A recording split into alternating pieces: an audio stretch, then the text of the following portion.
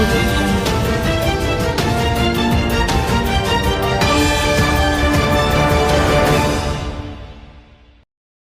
వింత వాతావరణానికి దారితీస్తున్నాయి.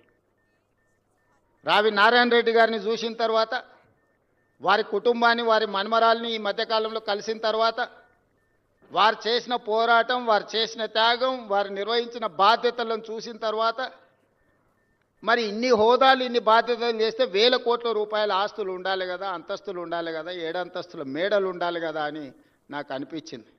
ఎందుకంటే ఈ మధ్యకాలంలో కొంతమంది తెలంగాణ జాతిపిత అని వాళ్ళే టైటిల్స్ ఇచ్చేసుకుంటారు. ఉద్యమకారుడు అనే పదాలు వాళ్ళే రాసేసుకుంటారు.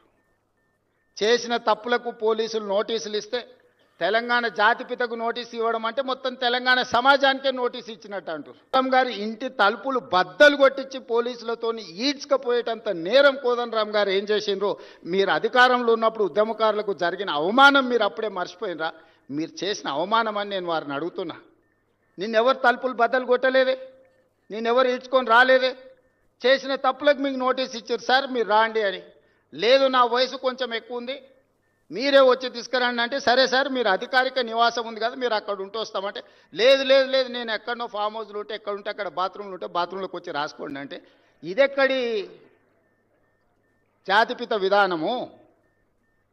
ఇదెక్కడి ఉద్యమకారుల విధానము?